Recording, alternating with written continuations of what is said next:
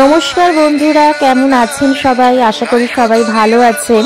পুরী ভ্রমণের এক ভিডিও নিয়ে আপনাদের কাছে উপস্থিত হলাম এবং সেই অভিজ্ঞতার কথাই এই ভিডিওতে আমরা শেয়ার করব।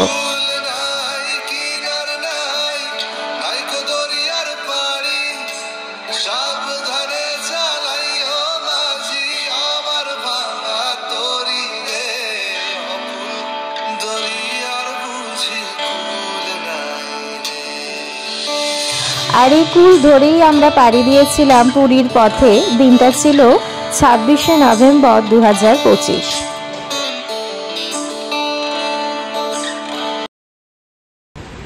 জগন্নাথ ও স্বামী নয়ন পথগামী ভবতু মে।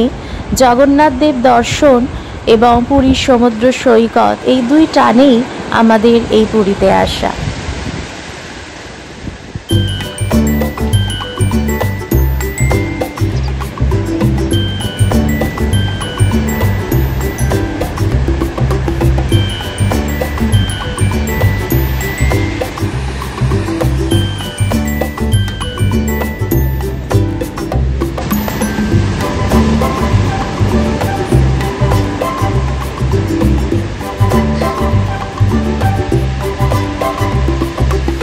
হ্যালো বন্ধুরা, আজকে আবার বেরিয়ে চলেছি নতুন পথের উদ্দেশ্যে।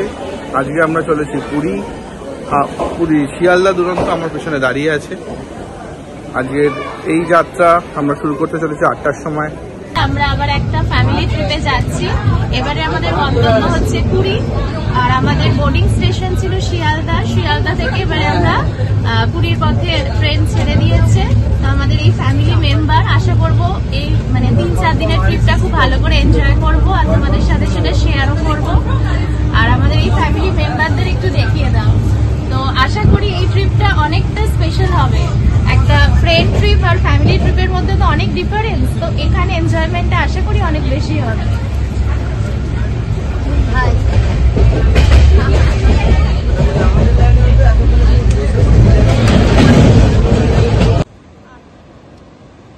সব তীর্থ একবার, পুরী বারবার, এটা যেন বাঙালিদের মনের কথা। আর সেই মনের কথা টানে এবং শ্রীক্ষেত্র জগন্নাথ ধাম দর্শন করার উদ্দেশ্যে আমরা সপরিবারে যাত্রা করেছিলাম পুরীর পথে। পুরী মানেই সমুদ্র আর জগন্নাথ ধাম দর্শন। পুরী বাঙালির কাছে যেন সেকেন্ড হোম। শতবার গেলেও প্রতিবার পুরীকে আমরা নতুন রূপে আবিষ্কার করি। আমাদের ট্রেন ছিল শিয়ালদা দুরন্ত এক্সপ্রেস, রাত 8টা শিয়ালদা থেকে। পরদিন সকাল আমরা 4:30তে পুরী পৌঁছে গেছিলাম। আমাদের রুম ছিল ভজনী। এটা নিউ মেরিন ড্রাইভ রোডে অবস্থিত। এটা একটা সি ফেসিং হোটেল। এখানে সমস্ত বেসিক ফ্যাসিলিটিসই আছে।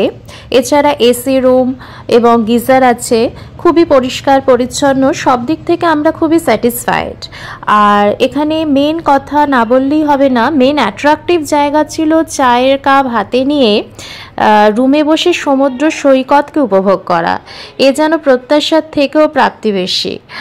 আর এটি স্বর্গদ্বার থেকে 5 মিনিটের দূরত্ব এবং রুমের সমস্ত ডিটেলস আমি ডেসক্রিপশন বক্সে দিয়ে দেবো।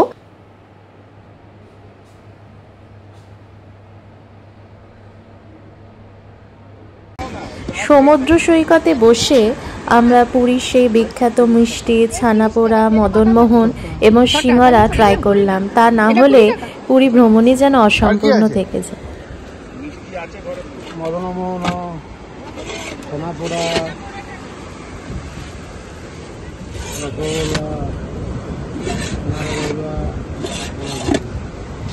এটা কটা আছে?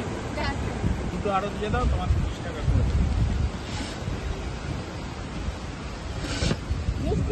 না না, মিষ্টি পরে আছে। পুরীর সি বিচ কিন্তু খুবই পরিষ্কার পরিচ্ছন্ন এবং সর্বোপরি প্লাস্টিক মুক্ত এবং ওয়েল মেনটেন্ড।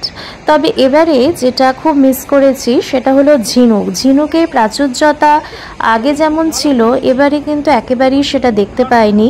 হয়তো ওয়াটার পলিউশনের কারণে বা অন্য কোনো কারণে তাদের পপুলেশন কমে গেছে।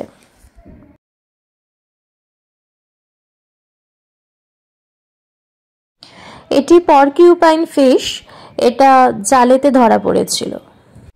প্রকৃতি আর সমুদ্রকে উপভোগ করার সাথে সাথে সেলফিও তোলা হচ্ছিল, যেটা ট্রাভেলের একটা অবিচ্ছেদ্য অংশ।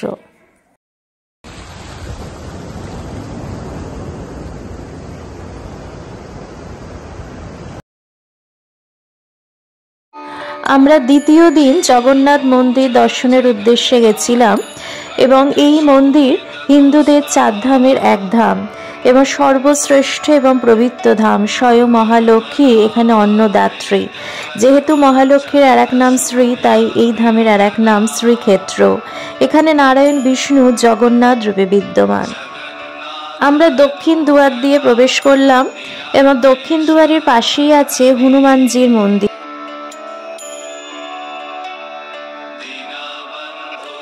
অবন্তীর সোমবংশের রাজা ইন্দ্রদুম্ন 500 খ্রিস্টপূর্বাব্দে এই মন্দির নির্মাণ করেছিলেন এবং এই মন্দিরে পূজিত হন জগন্নাথ দেব, সুভদ্রা দেবী এবং বলভদ্র।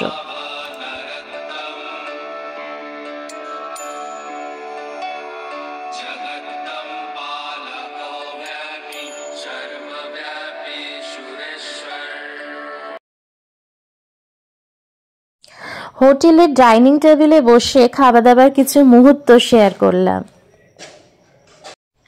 আমাদের হোটেলে নিজস্ব রেস্টুরেন্ট ছিল আহেলি, তো এখানেও খাওয়া দাবার কোয়ালিটি খুব ভালো এবং আমরা খুবই স্যাটিসফাইড।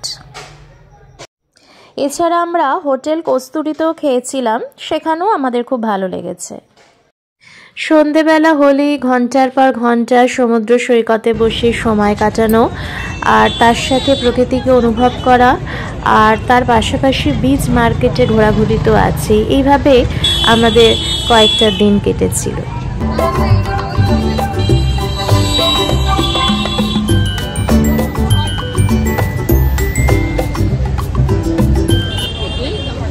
আমরা পুরী থেকে গেছিলাম তোতাপুরী আশ্রম, যা অদ্বৈত ব্রহ্ম আশ্রম নামে পরিচিত।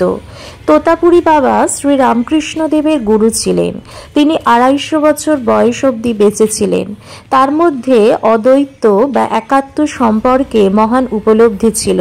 তিনি ছিলেন যোগী মহারাজ। 1961 সালে 250 বছর বয়সে এই স্থানে তিনি স্ব ইচ্ছায় দেহ রাখেন। এই আশ্রমে এক অদ্ভুত রকমের পজিটিভিটি আছে, যা না গেলে ফিল করা যাবে না।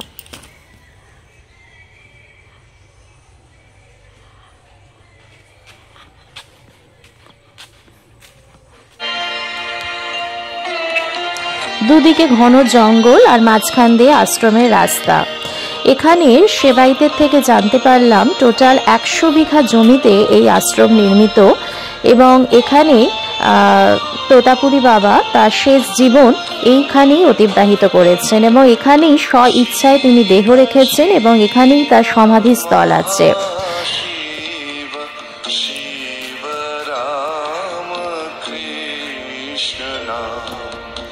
জঙ্গলের এই নিস্তব্ধ নির্জনতার মধ্যে প্রকৃতির অস্তিত্বকে যেন খুব ভালো করে অনুভব করছিলাম। আর এই মন্দিরটি মনে হয় যেন শক্তির আধার, প্রচুর পজিটিভিটি আছে। সত্যি এটা খুবই ভালো লেগেছে আমাদের।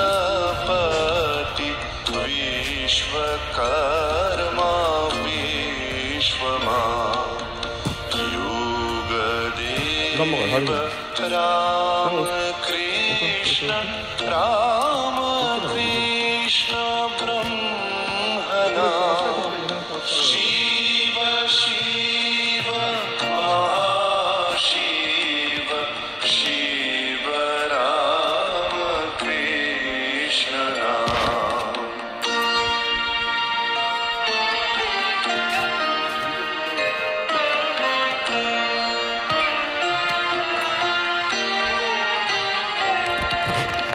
धर्म कर्म लक्ष्मी योगी महादेवी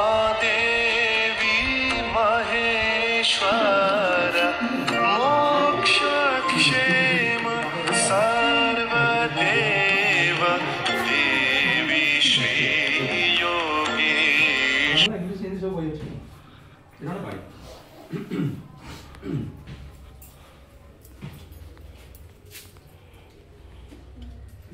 সবগুলো একটা আচ্ছা সামনে আসো ভিতরে আসো। তোতাপুরি ওর বাড়ি হচ্ছে, তোতাপুরি এখানে থাকতো। রামকৃষ্ণের গুরুদেব ছিলেন, এখান থেকে এখানে উনি সমাধি করেছে। করণ হচ্ছে প্রণাম, সামনে আসো, নমস্কার করো। মানে থাকতো তোতাপুরি এখানে, ওনার বাড়ি এটা আছে, রামকৃষ্ণের গুরুদেব। এখানে তোতাপুরি বাবার সমাধি ক্ষেত্র আছে। 1921 থেকে 21 থেকে কবে মারা গেছে? 1961 আর তার আগে কোথায় থাকতো? ঘুরতে পরিক্রমা করতো, গঙ্গা ঘুরে থাকতো, বেশি দিন করে থাকতো না এখানে, শেষ থেকে আমাদের পরবর্তী গন্তব্য ছিল ওমকারেশ্বর মন্দির। এটি জগন্নাথ মন্দির থেকে 5 কিলোমিটার দূরে ধাউদিয়া নদীর তীরে অবস্থিত। এখানে ভগবান শিবের পূজা করা হয়। এছাড়া বিষ্ণু, লক্ষ্মী, নরসিংহদেব এবং হনুমানজিরও মূর্তি আছে। এখানে 108টি শিবলিঙ্গ আছে, যেটি দেখার মতন একটা জায়গা।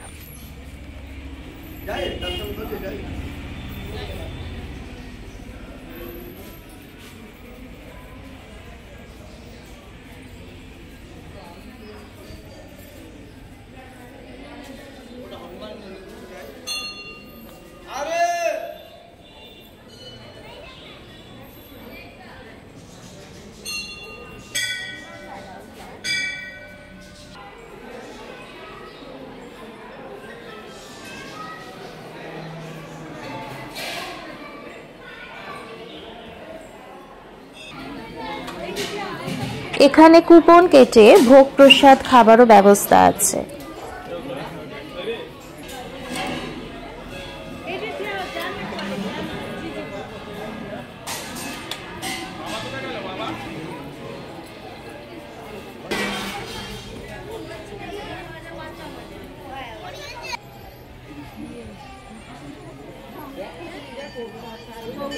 যেহেতু বিষ্ণুর প্রতীকী হলো কচ্ছপ, তাই এখানে কচ্ছপও পূজিত হয়।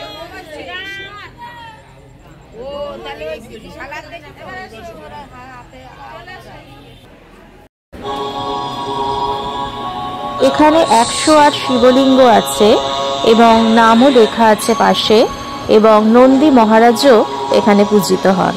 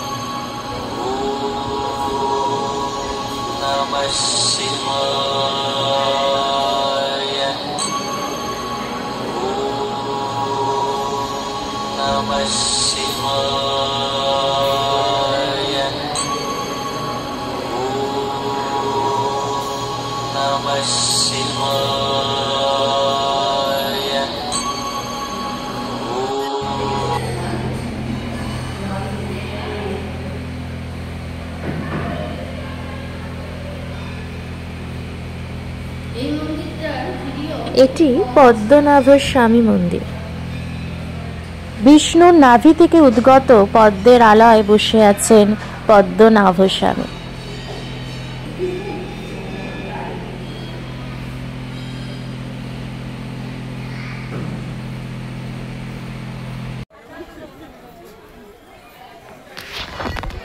আমাদের পরবর্তী গন্তব্য ছিল পুরী শ্রী গৌরবিহার আশ্রম, যা গুপ্ত বৃন্দাবন নামে পরিচিত। এখানে বিভিন্ন দেবদেবীর মূর্তি, হিন্দু ভাস্কর্য রয়েছে। এটি কোলাহল মুক্ত প্রাকৃতিক সৌন্দর্যে ঘেরা একটি আশ্রম, যা পুরী ভ্রমণে এক নতুন মাত্রা যোগ করে। আমরা এই সমস্ত লোকাল সাইট সিন করেছিলাম ম্যাজিক কারের মাধ্যমে, এবং এটা আমরা হোটেল থেকেই বুক করেছিলাম।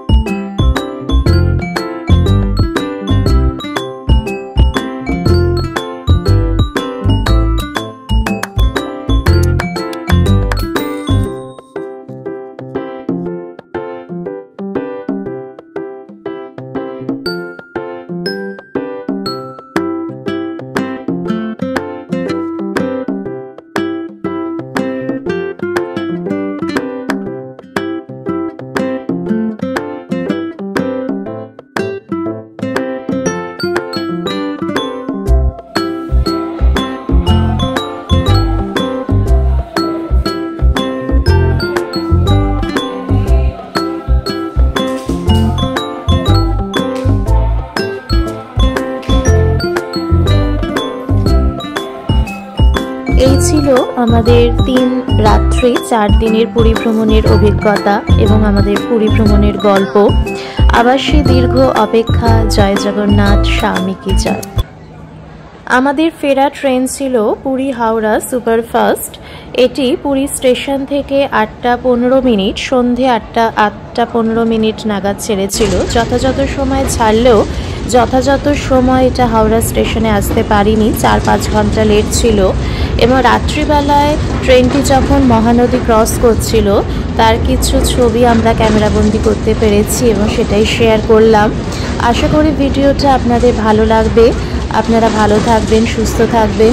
আর আমাদের ভিডিওটা যদি ভালো লাগে তাহলে লাইক, শেয়ার আর সাবস্ক্রাইব করার অনুরোধ রইল। ধন্যবাদ।